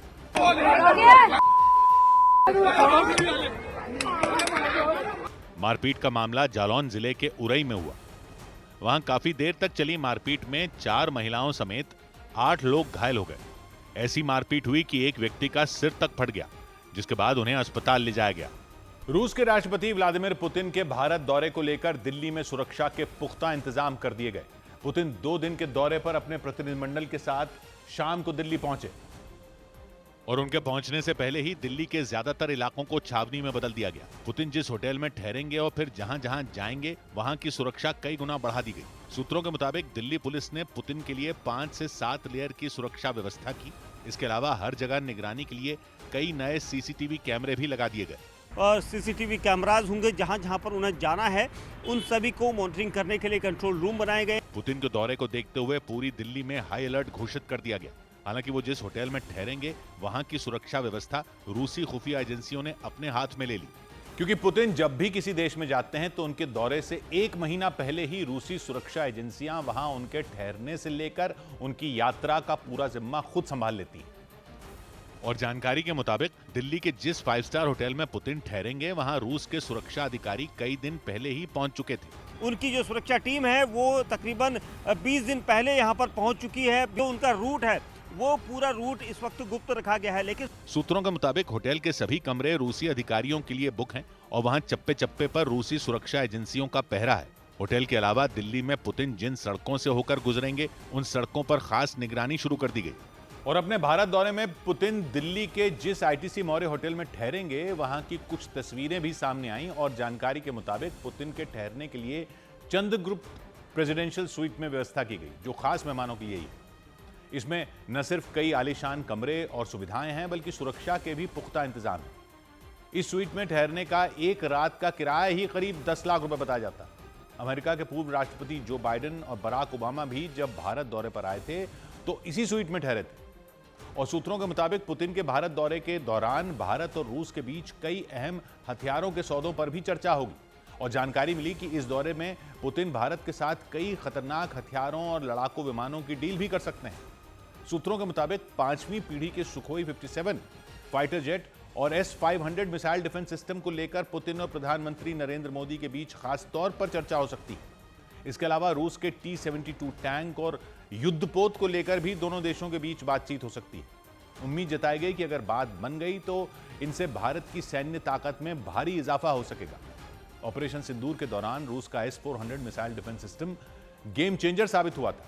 और सूत्रों का दावा है कि भारत दौरे पर आने के बाद पुतिन क्या खाएंगे और उस खाने को कौन बनाएगा, ये सब पहले ही तय हो चुका है। रूसी राष्ट्रपति व्लादिमीर पुतिन विदेशी दौरों पर अक्सर पोर्टेबल किचन यानी चलती फिरती रसोई के साथ पहुंचते हैं और कहा जाता है कि वो सिर्फ उसी रसोई में बना हुआ खाना खाते हैं, यानी पुतिन बाहर का खाना खाने से बचते हैं। दावा है कि ऐसा सुरक्षा की वजह से किया जाता है ताकि उनके खाने में कोई जहरीली चीज मिलाए जाने की कोशिश को नाकाम किया जा सके। खबरों के मुताबिक रूस के राष्ट्रपति जब भी अपने देश से बाहर जाते हैं तो उनके साथ पोर्टेबल किचन और एक लैब भी जाती है। दावा है कि पुतिन के चलते फिरते उस किचन में उनके लिए खाना बनता है और फिर लैब में उस खाने की जांच होती है और अगर जांच में सब कुछ ठीक ठाक रहा तभी वो खाना पुतिन को परोसा जाता है। हालांकि खाना ही नहीं बल्कि पुतिन जो पानी पीते हैं उसकी भी जांच की जाती है और दावा है कि पोर्टेबल लैब से हरी झंडी मिलने के बाद ही पानी का कोई घूंट पुतिन के गले से नीचे उतरता है। हालांकि भारत आने के बाद पुतिन क्या खाएंगे क्या पिएंगे ये जानकारी सुरक्षा कारणों की वजह से गुप्त रखी गई, लेकिन कहा जाता है पुतिन को रूसी खाना हमेशा से बेहद पसंद रहा है। वो विदेशी दौरों पर भी अक्सर अपने देश के पकवान ही खाते रहे हैं। ऐसे में माना जा रहा है कि वो भारत में भी अपने शेफ के ही हाथों का बना खाना खाएंगे। लेकिन पुतिन के खाने और पानी पर सख्त निगरानी नहीं रहती, बल्कि जब वो किसी और देश की यात्रा पर जाते हैं तो उनके टॉयलेट पर भी निगरानी रहती है, वो भी उनके साथ जाता है बताया जाता है। और ऐसा रूस के राष्ट्रपति की सुरक्षा को ध्यान में रखकर किया जाता है। खबरों के मुताबिक पुतिन चाहे किसी भी देश की यात्रा पर जाएं, वो वहां का टॉयलेट इस्तेमाल नहीं करते। ऐसा इसलिए ताकि कोई विदेशी खुफिया एजेंसी उनके बायोलॉजिकल वेस्ट यानी मलमूत्र के नमूने ना हासिल कर ले। किसी भी व्यक्ति के बायोलॉजिकल वेस्ट से उसके बारे में काफ़ी कुछ पता लगाया जा सकता है, जिससे उसकी स्वास्थ्य की हालत, उसकी बीमारियों के बारे में भी जानकारी इकट्ठा की जा सकती है। लेकिन माना जाता है कि 73 साल के पुतिन ऐसा बिल्कुल नहीं चाहते कि उनके दुश्मनों को उनकी सेहत और उनसे जुड़ी कोई भी जानकारी हासिल हो सके और इसीलिए पुतिन की टीम किसी साए की तरह हर कदम पर मुस्तैद रहती। सूत्रों के मुताबिक पुतिन के भारत पहुंचने से पहले ही उनकी सुरक्षा के लिए जिम्मेदार FPS यानी फेडरल प्रोटेक्टिव सर्विस के जवान भारत पहुंच चुके हैं। दावा है कि FPS के जवानों ने उन जगहों की जांच शुरू कर दी जहां जहां पुतिन को जाना है, यानी जिस होटल में वो ठहरेंगे, जहां उनकी बैठकें होंगी, वहां चप्पे चप्पे की तलाशी तेज कर दी गई। हालांकि FPS के लिए ये कोई नई बात नहीं है। क्योंकि दावा है कि पुतिन जब भी विदेशी धरती पर जाते हैं तो एफपीएस के करीब 50 जवान कुछ दिन पहले ही वहां पहुंच जाते हैं ताकि रूसी राष्ट्रपति की सुरक्षा को पुख्ता किया जा सके। पुतिन की सुरक्षा में तैनात एफपीएस के जवान हर वक्त चौकन्ने रहते हैं और ऐसे करीब 100 जवानों का घेरा विदेशी दौरों पर हर वक्त पुतिन के इर्द गिर्द ही रहता है। इसके अलावा पुतिन की सुपर कार भी उनके विदेशी दौरों पर चर्चा का केंद्र रह चुकी है, क्योंकि दावा है कि पुतिन की कार बम, गोली और रासायनिक हमलों को भी आसानी से झेल सकती है। इतना ही नहीं, कहा जाता है कि पुतिन की कार गहरे पानी में डूबने के बजाय तैर सकती है और चारों टायर पंक्चर होने के बाद भी करीब 250 किलोमीटर की रफ्तार से दौड़ सकती है। खबरों के मुताबिक पुतिन की कार पर खतरनाक आत्मघाती ड्रोन भी फट जाए तो उसका कोई खास नुकसान नहीं होता। यानी पुतिन की कार को चलता फिरता टैंक कह दिया जाए तो गलत नहीं होगा। खबरों के मुताबिक पुतिन कभी कभी बॉडी डबल यानी हम शक्लों का भी इस्तेमाल करते हैं, जो देखने में हुबहू पुतिन जैसे दिखाई देते हैं। कुछ महीने पहले जब पुतिन ने अमेरिका में अलास्का में ट्रंप से मुलाकात की थी, तब भी उनके बॉडी डबल की चर्चा ने जोर पकड़ लिया था। तब भी कुछ लोगों ने दावा किया था कि ट्रंप से जिसने मुलाकात की थी वो पुतिन ही नहीं थे, बल्कि उनका हमशक्ल था। लेकिन ये सब खबरें थी और खबरों के मुताबिक पुतिन की सुरक्षा टीम उन्हें खतरों से बचाने के लिए उनके बॉडी डबल का इस्तेमाल करती है। यूक्रेन के मिलिट्री हेड तो दावा कर चुके हैं कि पुतिन के पास कम से कम 3 बॉडी डबल और उन्होंने पुतिन जैसा दिखने के लिए अपने चेहरे की सर्जरी करवाई थी। उधर रूस की संसद ने भारत और रूस के बीच हुए एक सैन्य समझौते रेलोस यानी reciprocal exchange of logistic support को मंजूरी दे दी। इसके तहत दोनों देशों की सेनाएं एक दूसरे के मिलिट्री बेस और संसाधनों का इस्तेमाल कर सकेंगी। और बड़ी बात यह कि इस सैन्य समझौते को मंजूरी राष्ट्रपति पुतिन के भारत दौरे से ठीक पहले दी गई। हालांकि इस समझौते के तहत जंग या किसी सैन्य संघर्ष के दौरान मिलिट्री बेस इस्तेमाल करने की इजाजत नहीं होगी। दावा किया गया कि इस समझौते की वजह से भारत और रूस के रिश्ते और मजबूत होंगे और जरूरत के समय एक दूसरे की मदद करना आसान हो जाएगा। इस समझौते के बाद भारत ऐसा पहला देश बन जाएगा जिसका अमेरिका और रूस के साथ सैन्य इंफ्रास्ट्रक्चर साझा करने का समझौता होगा। सौभाग्य की एक बात यह कि जानकार लोग तो समझ रहे हैं कि पुतिन की यात्रा में जो भारत और रूस के बीच समझौता हो रहा है उसका असली मतलब क्या है, लेकिन और आज के हालात में मतलब क्या है। लेकिन पब्लिक को भी यह समझना चाहिए कि भारत और रूस के बीच समझौता कैसे आज की दुनिया में जो हालात हैं उनमें भारत की पोजीशन को मजबूत करता है। रूस की संसद ने भारत के साथ एक नया सैन्य समझौता मंजूर कर दिया है। समझौते का नाम है रेलोस यानी reciprocal exchange of logistic support. फरवरी में यह तय हुआ था और अब वहां की संसद ने भी इसे मंजूर कर दिया है। इसका मतलब क्या हुआ? तो समझौता यह है कि भारत और रूस एक दूसरे के सैन्य हवाई क्षेत्र और बंदरगाहों का इस्तेमाल कर सकेंगे, संयुक्त अभ्यास करेंगे, आपदा राहत में साथ में अभियान चलाएंगे, साथ में मानवीय मिशन चलाएंगे। रूसी युद्धपोत भारत आ सकेंगे, भारतीय विमान रूस में उतर सकेंगे। लेकिन इसका असर क्या होगा, इसका संकेत क्या जाएगा, वही तो है असली कहानी। और वो कहानी समझने के लिए 3 दिसंबर के दिन को याद करना होगा। जी हां, 3 दिसंबर 1971।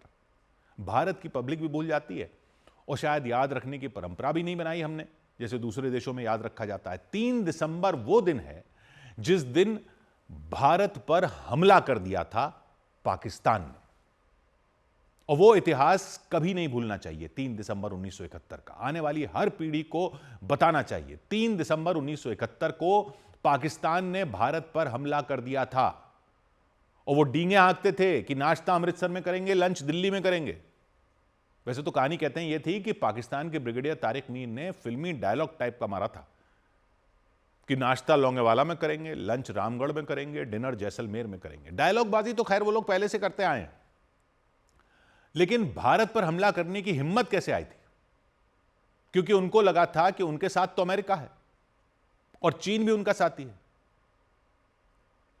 तो भारत तो हर तरफ से मारा जाएगा। लेकिन हुआ क्या था? हुआ यह था कि 3 दिसंबर को हमला करने वाला पाकिस्तान 16 दिसंबर को सरेंडर के कागज पर साइन कर रहा था। ना अमेरिका आया ना चीन। क्यों नहीं आया? क्योंकि भारत के साथ कौन खड़ा हो गया था? रूस। वो तब सोवियत संघ था, यूएसएसआर, और भारत के साथ उसने संधि कर ली थी। तो पूरी कहानी समझिए और फिर आज के हालात देखिए और फिर ये जो समझौता हुआ है उसको समझिए। सबके लिए यह समझना जरूरी है। यह एक ऐसी कहानी है जो इतिहास की किताबों से निकलकर आज की हवा में फिर से सांस ले रही है, क्योंकि फिर 3 दिसंबर आया है। यह कहानी है बहादुरी की, विश्वासघात की और उस दोस्ती की जो दुश्मनों को पीछे हटने पर मजबूर कर देती है। साल 1971 का वो दौर हर भारतवासी को याद रखना चाहिए। भारत एक युवा देश था, याद रखिए। आजादी को सिर्फ 24 साल हुए थे। पाकिस्तान 2 हिस्सों में था, पश्चिमी पाकिस्तान था, पूर्वी पाकिस्तान था, जो आज बांग्लादेश है। पूर्वी पाकिस्तान के लोग बंगाली थे जो अपनी भाषा, संस्कृति और अधिकारों के लिए लड़ रहे थे, लेकिन पश्चिमी पाकिस्तान के सैनिकों ने उन्हें कुचलने का फैसला किया। मार्च 1971 में पाकिस्तानी सेना ने ऑपरेशन सर्च लाइट नाम की क्रूर कार्रवाई शुरू की। रात के अंधेरे में वो ढाका की सड़कों पर उतर आए, निर्दोष छात्रों, महिलाओं, बच्चों पर गोलियां चलाईं। आज मोहम्मद यूनुस का बांग्लादेश जिस पाकिस्तान से दोस्ती बढ़ा रहा है, इतिहास की किताबों में लिखा है कि उसकी सेना के क्रूर ऑपरेशन में लाखों लोग मारे गए थे, लाखों घर उजड़े थे। पूर्वी पाकिस्तान से 1 करोड़ से ज्यादा शरणार्थी भारत की सीमाओं पर आ गए थे। 1 करोड़। असम, पश्चिम बंगाल, त्रिपुरा, हर तरफ तंबू लगे थे। भूखे बच्चे रो रहे थे, बीमारियां फैल रही थीं, भारत की अर्थव्यवस्था डगमगाने लगी थी। भारत ने दुनिया को पुकारा कि यह मानवीय संकट है, लेकिन दुनिया ने क्या किया? अमेरिका और ब्रिटेन ने पल्ला झाड़ लिया कि यह पाकिस्तान का आंतरिक मामला है। चीन भी पाकिस्तान का साथ दे रहा था। प्रधानमंत्री इंदिरा गांधी यूरोप गईं, अमेरिका गईं, लेकिन अमेरिका के राष्ट्रपति थे रिचर्ड निक्सन। निक्सन और उनके सलाहकार हेनरी किसिंजर को चिंता सिर्फ सोवियत संघ की थी। वो सोचते थे भारत अगर पूर्वी पाकिस्तान में दखल देगा तो सोवियत संघ का वहां प्रभाव बढ़ेगा। इसलिए उन्होंने पाकिस्तान को हथियार भेजे, विमान, टैंक, सब कुछ, और भारत को धमकी दी कि पीछे हटो वरना अंजाम बुरा होगा। पाकिस्तान अमेरिका के राष्ट्रपति की शह पर उछलने लगा। पाकिस्तान को लगा भारत तो अकेला पड़ गया। समझ रहे हैं तब के हालात और आज के हालात में क्या क्या एक जैसा लग रहा है। भारत ने सोवियत संघ की ओर रुख किया। जो आज का रूस है वो सोवियत संघ था। 1960 के दशक से ही भारत और सोवियत संघ की दोस्ती गहरी हो रही थी। सोवियत संघ ने भारत को हथियार दिए, तकनीक साझा की, लेकिन भारत गुट निरपेक्ष नीति पर चलता था। यानी अमेरिका और यूएसएसआर के 2 गुटों में दोनों से बराबरी रखने की नीति थी भारत की। लेकिन 1971 में संकट गहरा था। अमेरिका पाकिस्तान की तरफ ही दिखने लगा। भारत के साथ दिक्कत यह थी कि वो किसी गुट के साथ नहीं था, तो ऐसी संधि भी नहीं कर सकता था कि सोवियत संघ के ही पाले में चला जाए। लेकिन पाकिस्तान की हरकतें बढ़ रही थी। पूर्वी पाकिस्तान में मुक्ति वाहिनी नाम के बंगाली विद्रोही लड़ रहे थे। भारत उनका साथ दे रहा था। पाकिस्तान की सेना सीमा पर सैनिक जमा कर रही थी। तो ऐसा समझौता किया गया सोवियत संघ के साथ जो सीधा भारत को उस पाले में भी नहीं डाल रहा था, लेकिन सोवियत संघ का सपोर्ट भी दे रहा था। अगस्त में साइन हुआ समझौता। नाम था शांति, मित्रता और सहयोग की संधि। 20 साल के लिए संधि साइन की गई। इसमें लिखा था कि दोनों देश एक दूसरे के खिलाफ कोई गठबंधन नहीं करेंगे, एक दूसरे के खिलाफ कोई गठबंधन नहीं करेंगे। अगर कोई हमला करे तो तुरंत बातचीत होगी। यानी सोवियत संघ ने वादा किया कि भारत अकेला नहीं पड़ेगा, और यह संधि भारत की ढाल बन गई। अमेरिका और चीन हिल गए। सोवियत संघ ने संयुक्त राष्ट्र में अमेरिकी प्रस्तावों पर वीटो कर दिया। तो 1971 की कहानी में ट्विस्ट आ गया। अप्रैल से ही शरणार्थी भारत आ रहे थे। मई में भारत ने मुक्ति वाहिनी को ट्रेनिंग दी। जून जुलाई में पाकिस्तान ने अमेरिका से हथियार मांगे। अगस्त में संधि हो गई। संधि हो गई तो सितंबर अक्टूबर में भारत ने अमेरिका से कहा कि शरणार्थी समस्या को हल करो। निक्सन ने साफ कह दिया कि पाकिस्तान हमारा दोस्त है। नवंबर में पूर्वी पाकिस्तान में पाकिस्तानी सेना ने और नरसंहार कर दिया।